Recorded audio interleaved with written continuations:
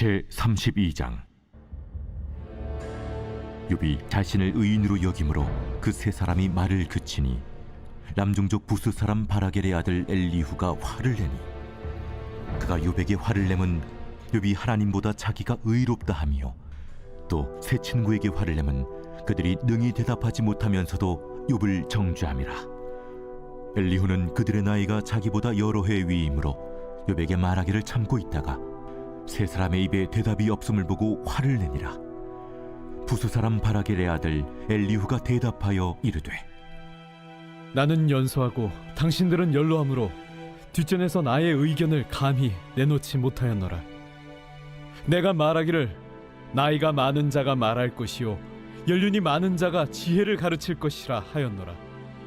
그러나 사람의 속에는 영이 있고 전능자의 숨결이 사람에게 깨달음을 주시나니 어른이라고 지혜롭거나 노인이라고 정의를 깨닫는 것이 아니니라. 그러므로 내가 말하노니 내 말을 들으라. 나도 내 의견을 말하리라. 보라, 나는 당신들의 말을 기다렸노라. 당신들의 슬기와 당신들의 말에 귀 기울이고 있었노라. 내가 자세히 들은즉 당신들 가운데 욥을 꺾어 그의 말에 대답하는 자가 없도다. 당신들이 말하기를 우리가 진상을 파악했으나 그를 추궁할 자는 하나님이시요 사람이 아니라 하지 말지니라. 그가 내게 자기 이론을 제기하지 아니하였으니 나도 당신들의 이론으로 그에게 대답하지 아니하리라. 그들이 놀라서 다시 대답하지 못하니 할 말이 없음이었더라. 당신들이 말없이 가만히 있어서 다시 대답하지 아니한즉 내가 어찌 더 기다리랴. 나는 내 본분대로 대답하고 나도 내 의견을 보이리라. 내 속에는 말이 가득하니 내 영이 나를 압박함이니라. 보라, 내 배는 봉한 포도주통 같고 터지게 된 새 가죽 부대 같구나. 내가 말을 하여야 시원할 것이라. 내 입을 열어 대답하리라. 나는 결코 사람의 낯을 보지 아니하며 사람에게 영광을 돌리지 아니하리니 이는 아첨할 줄을 알지 못함이라. 만일 그리하면 나를 지으신 이가 속히 나를 데려가시리로다.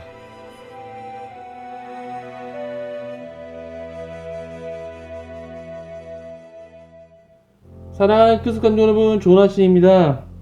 네, 4월 15일 매일 말씀 나누도록 하겠습니다. 오늘 본문은 욥기 32장입니다. 그래서 지난주에 나눴던 29장부터 31장까지는 그 세 친구와의 대화에 대해 욥이 마무리 짓는 말이었습니다.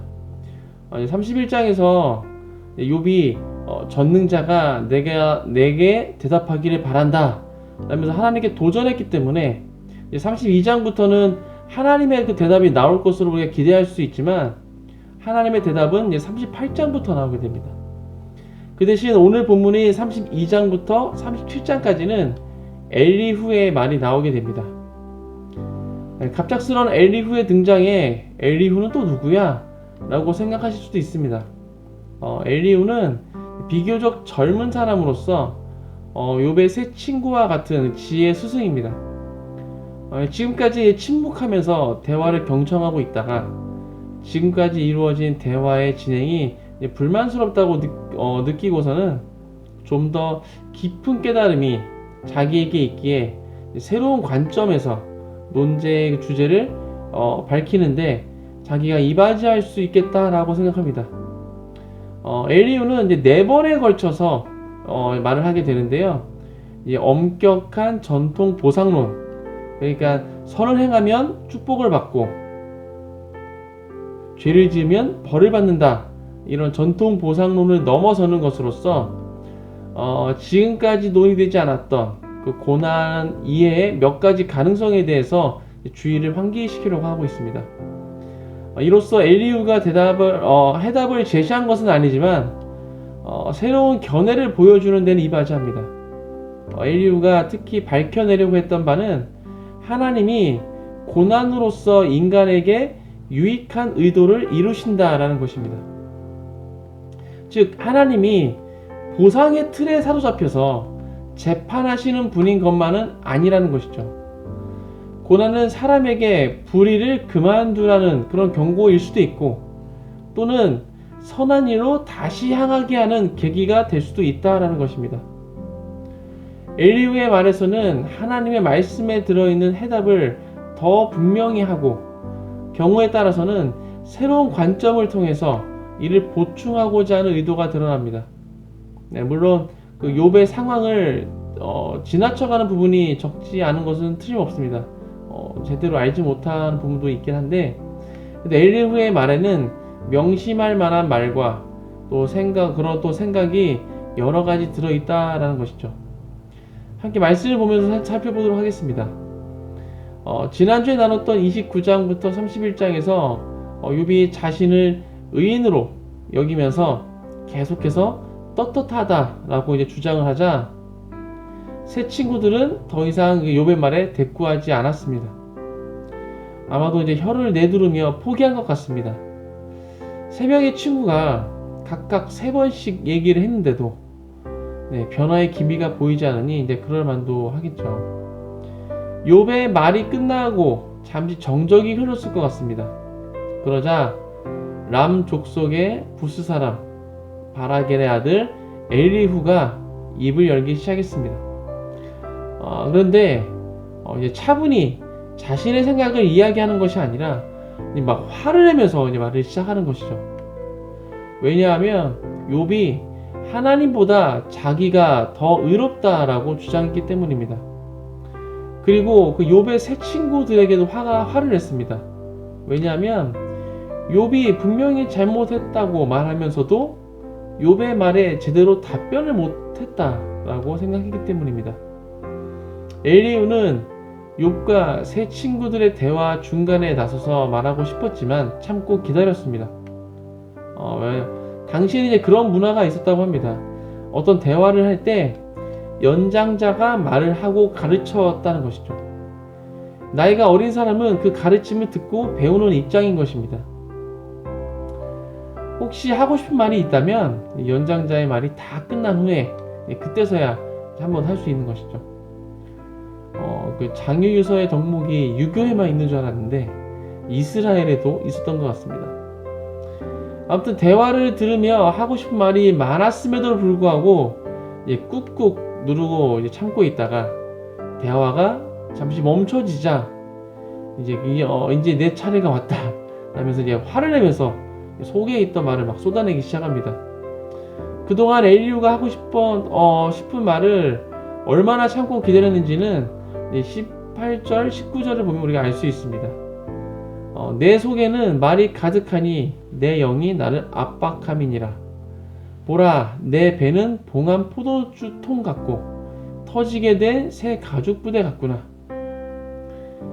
지금 내 속에 할 말이 가득한데 이것을 말하지 않고 참고 있으니까 그것을 말하라고 내 영이 나를 압박한다는 것입니다. 어느 정도로 압박감을 느끼고 있는가 하면 내 배는 봉한 포도주통 같고 터지게 된 새 가죽 부대 같다는 것입니다. 봉한 포도주통, 그 통 안에는 이제 새로 담근 포도주가 한가득 들어 있습니다. 통 안에서 이제 술이 이제 숙성되어지는데 그 과정에서 계속해서 이제 가스가 발생하게 되죠. 마치 통 안에서 포도주가 이제 부글부글 끓는 것과 같을 것입니다. 그리고 이제 터지게 된 새 가죽 부대, 새 가죽 부대 안에도 역시 새 포도주가 담겨 있습니다. 봉한 포도주통과 동일하게 숙성되는 그런 과정 동안 가스가 발생하여서 가죽 부대가 이제 팽창하게 되죠. 보통 이제 새 가죽 부대는 이제 탄력이 있기 때문에 어느 정도 팽창을 해도 터지지는 않습니다. 그런데 지금 엘리후의 마음은 터지게 된 새 가죽 부대 같다라고 말하고 있습니다.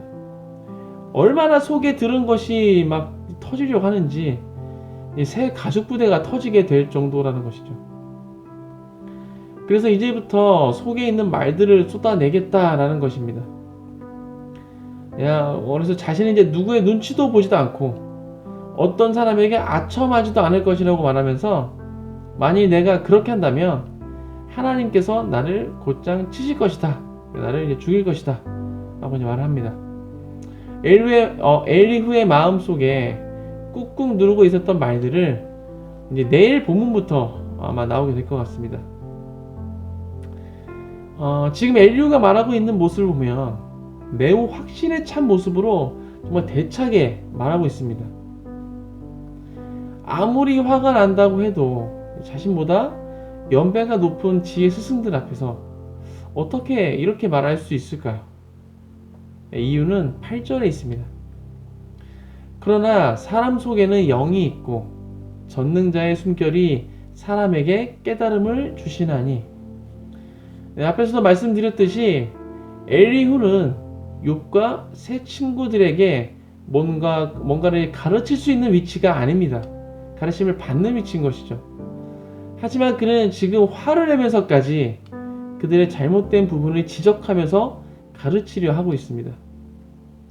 엘리후가 이렇게 할 수 있는 것은 내 안에는 영이 있고 전능자의 숨결이 자신에게 깨달음을 주셨기 때문이다 라는 것이죠. 전통적으로는 연장자가 말하는 것이고 여윤이 많은 자가 지혜를 가르치는 것이지만 지금은 그렇지 않다라는 것입니다. 전능자의 숨결이 내 영에게 깨달음을 주셨으니 내 말을 들어보라는 것입니다. 전능자의 숨결, 쉬운 성경에는 전능자의 호흡이라고 나와 있습니다. 하나님의 호흡인 것이죠. 하나님의 호흡이 내 영에 깨달음을 불어넣어 주십니다.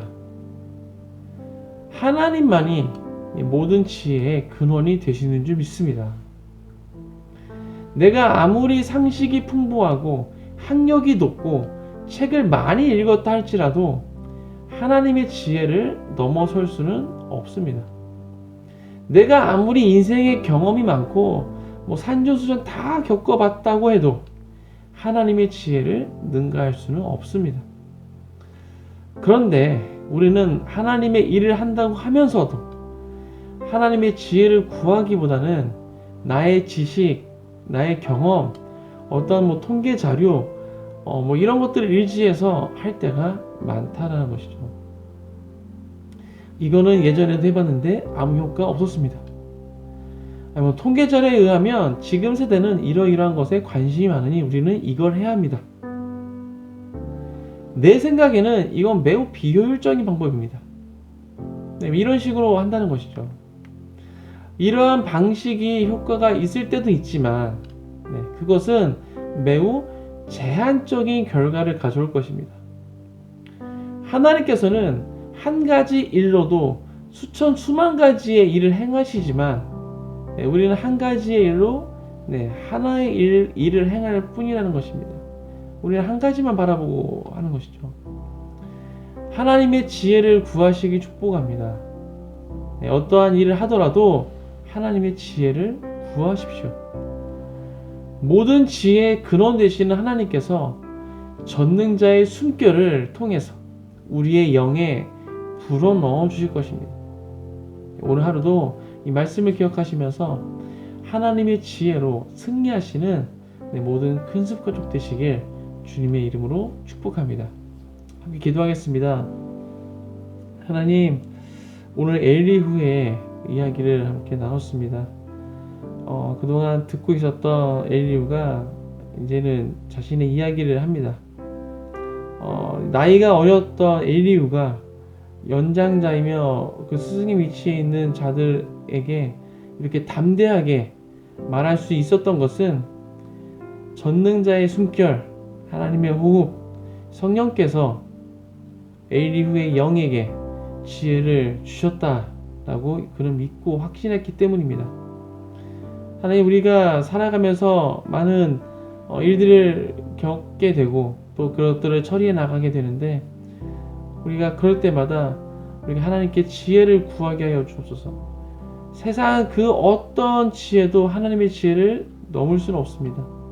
주님, 우리가 사소한 일 하나를 할지라도 하나님의 지혜를 구하며 그 전능자의 숨결이 우리 가운데 역사하실 수 있도록 우리를 열어드릴 수 있도록 인도하여 주옵소서. 우리 가운데 그렇게 역사하실 그 주님을 찬양합니다. 감사합니다. 이 모든 말씀 예수 그리스도의 이름으로 기도했습니다. 아멘.